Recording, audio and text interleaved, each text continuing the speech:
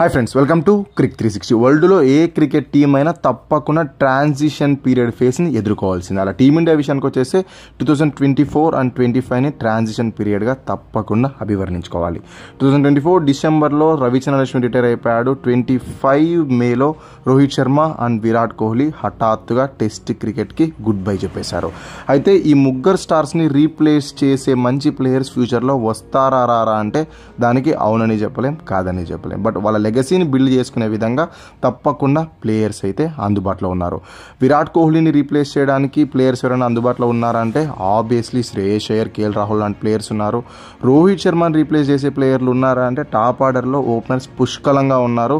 రోహిత్ శర్మ వెళ్తూ మనకి చేసిన మంచి పని ఏదైనా ఉంది అంటే అతను రిటైర్ అయిపోయే లోపు యశస్వి జైస్వాల్ లాంటి ఒక డిస్ట్రక్టివ్ ఓపెనర్ని సెట్ చేసి వెళ్ళడమే. ఇక రవిచంద్రన్ అశ్విన్ ప్లేస్లో ఒక మంచి off spin allrounder Washington Sundar అందుబాటులో ఉన్నాడు. అంత గొప్ప ఆల్రౌండర్ అవుతాడా కాదా అంటే చెప్పలేం. బట్ కాకపోతే ఈ ముగ్గురు రిటైర్ అయినప్పటికీ టీంలో 4 స్లాట్లు వేకెంట్గా మిగిలిపోయాయి. ముగ్గురు స్పెషలిస్ట్ ప్లేయర్స్ అయితే ఇంకొకటి కీలకమైన captaincy role. Rohit Sharma retire అయిపోయాక నెక్స్ట్ క్యాప్టెన్ ఎవరు అన్న వేట ఆల్రెడీ మొదలైపోయింది. ఎవరికి తోచినట్టు వాళ్ళు చెప్పుకుంటూ వచ్చారు. మనం కూడా మనకు తోచినట్టే చెప్పబోతున్నాం. థంబ్నెయిల్లో అండ్ టైటిల్లో మీరు ఆల్రెడీ చూసింటారు. అందరూ 90% శుభ్మన్ గిల్కి ఓటేస్తూ ఉంటారు. మిగిలిన 10% మాత్రమే శ్రేయస్ అయ్యర్కి ఓటేస్తారు. ఆ 10%లో మేము కూడా ఉన్నాం. ఓవరాల్గా వీడియో ఎండ్ వరకు చూడండి. ఎందుకు శుభ్మన్ గిల్ కన్నా శ్రేయస్ అయ్యర్ బెస్ట్ అని మేము అంటున్నామో మీకు అర్థమవుతుంది.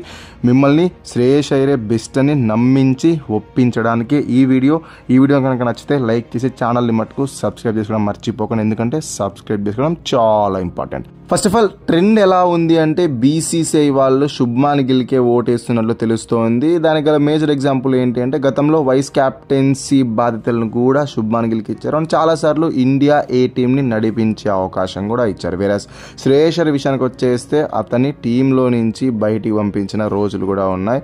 అండ్ లేటెస్ట్ ఫామ్ బాగానే ఉంది.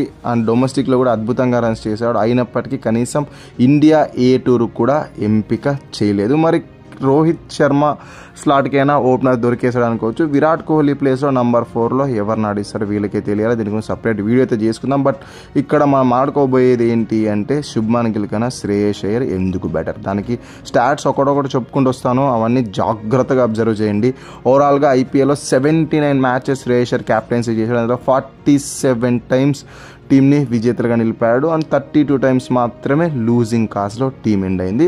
ఓవరాల్గా 60% విన్నింగ్ పర్సెంట్ ఉంది. ఇక దాంతోపాటు క్యాప్టెన్సీ చేస్తున్నప్పుడు ప్రెషర్ ఏమైనా ఫీల్ అయ్యాడా అంటే ఏం మాత్రం లేదు. 79 మ్యాచెస్లో 2400 రన్స్ స్కోర్ చేశాడు.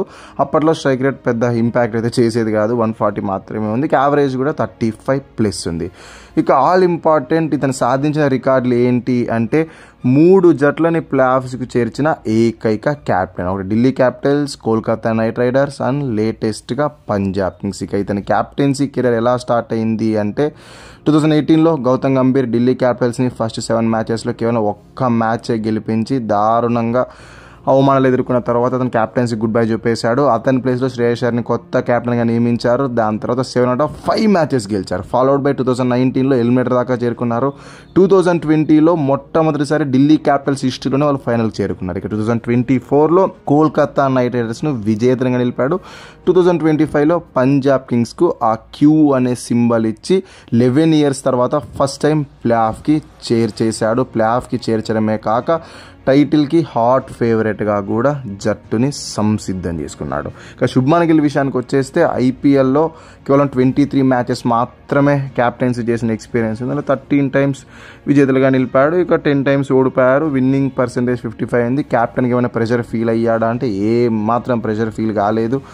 923 రన్స్ స్కోర్ చేశాడు. 60 యావరేజ్ ఉంది. 151 స్ట్రైక్ రేట్ ఉంది. బట్ బ్యాడ్ సీజన్ ఏదైనా ఉంది అంటే జీటీకు 2024లో 8th స్పాట్లో ఫినిష్ చేశారు. బట్ ఈసారి గిల్ క్యాప్టెన్సీలో ఆల్రెడీ క్వాలిఫై అయిపోయారు. స్టాట్స్ ప్రకారం విషయానికి వచ్చేస్తే ఎటు చూసినా కూడా శ్రేయస్ అయ్యర్కే బెటర్ ఎడ్జ్ ఉంది. అండ్ ముంబైని కూడా సయ్యద్ ముస్తక్ అలీ ట్రోఫీ విజేతలుగా నిలిపాడు. ఇలా ట్రోఫీలు గెలిపించిన ఎక్స్పీరియన్స్ ఉంది. ఫైనల్స్ ఆడిన ఎక్స్పీరియన్స్ ఉంది. చాలా వరకు శ్రేయస్ అయ్యరే బెటర్ కంటెండర్గా కనిపిస్తూ ఉన్నాడు. బట్ బీసీసీఐ మటుకు శుభ్మన్ గిల్కే ఓటేస్తుంది. దానికి గల కారణం ఏంటి అంటే అతను కన్సిస్టెంట్గా రన్స్ చేయగలడు. అండ్ ఏజ్ కూడా 25 ఇయర్స్ మాత్రమే ఉంది. దానివల్లనే అతన్ని వాళ్ళు పిక్ చేసినట్టు కూడా అనిపిస్తుంది. బట్ నేనేమంటానంటే మనకు కావాల్సింది లాంగ్ ఫార్మాట్కి ఎక్స్పీరియన్స్ కావాలి. దాంతోపాటు ఓవరాల్గా టీమ్స్ని సక్సెస్ఫుల్గా నడిపించిన అనుభవం కూడా కావాలి. కాబట్టి అటు క్యాప్టెన్సీ చేసిన ఎక్స్పీరియన్స్ ఉంది, ఎక్కువ మ్యాచెస్ ఆడిన ఎక్స్పీరియన్స్ ఉంది. కాబట్టే శ్రేయస్ అయ్యరే బెటర్ క్యాప్టెన్ అని నేను అంటున్నాను. శుభ్మన్ గిల్ విషయానికి వచ్చేస్తే కెరియర్ చాలా తక్కువ కెరియర్ మాత్రమే ఉంది. 5 ఇయర్స్ నుంచినే అతను క్రికెట్ ఆడుతూ ఉన్నాడు. సో అందుకని శుభ్మన్ గిల్ లాంగ్ రన్లో మనకి బెస్ట్ క్యాప్టెన్ అవ్వచ్చేమో కానీ యాజ్ ఆఫ్ నౌ శ్రేయస్ అయ్యర్ని క్యాప్టెన్ చేసి శుభ్మన్ గిల్ని వైస్ క్యాప్టెన్గా పెట్టుకుంటే సరిపోతుంది. ఎందుకంటే అతను శ్రేయస్ అయ్యర్ క్యాప్టెన్సీలో గ్రూమ్ అయ్యి తర్వాత ఇండియా టీంకి క్యాప్టెన్సీ చేస్తే బాగుంటుందని నా పర్సనల్ ఒపీనియన్. శ్రేయస్ అయ్యర్ని ఎక్కడ ఆడించుకోవాలి అంటే నంబర్ 4లో ఆడించుకోవాలి. విరాట్ కోహ్లీ లేని లోటును తప్పకుండా శ్రేయస్ అయ్యర్ పూడ్చగలడు. అంత కన్సిస్టెంట్గా ఆడకపోయినా కూడా బిగ్ ఇన్నింగ్స్ ఆడే అవకాశం ఉంటుంది. కంటిన్యూగా ఛాన్సెస్ ఇస్తేనే కదా ఏ ప్లేయర్ అయినా కూడా తనని తాను ప్రూవ్ చేసుకుంటాడు. సో ఓవరాల్గా ఇది ఎండ్ రిజల్ట్ అయితే సింపుల్ ఒక్క పాయింట్లో చెప్పాలంటే శుభ్మన్ గిల్కి పొటెన్షియల్ ఉన్నప్పటికీ మనకు కావాల్సింది ఎక్స్పీరియన్స్. ఆ ఎక్స్పీరియన్స్ శ్రేయస్ అయ్యర్ దగ్గర ఉంది కాబట్టే అతన్ని నేను క్యాప్టెన్గా పిక్ చేసుకున్నాను. ఇక ఫైనల్గా ఎవరైనా 2024లో కేకేఆర్ కప్పు కొట్టింది, దానివల్లే శ్రేయస్ అయ్యర్కి పేరు వచ్చిందని నువ్వు అనుకుంటున్నావు, అప్పుడు గంభీర్ వల్ల కప్పు వచ్చిందని ఎవరైనా అంటే, ఈసారి కనుక జీటీకి కప్ వస్తే మీరు ఒప్పుకోవాల్సిందే ఆశీష్ నెహ్రా వల్లే కప్ వచ్చింది అని. ఎందుకంటే సేమ్ మైండ్ సెట్ ఉండాలి కదా. సో ఇది వీడియో, నెక్స్ట్ వీడియో కలుసుకుందాం. అందరికీ సెలవు. Thank you so much for watching this video. అన్నట్టు వీడియో నచ్చితే లైక్ చేసి ఛానల్ని మటుకు సబ్స్క్రైబ్ చేసుకోవడం మర్చిపోండి. ఎందుకంటే సబ్స్క్రైబ్ చేసుకోవడం చాలా ఇంపార్టెంట్.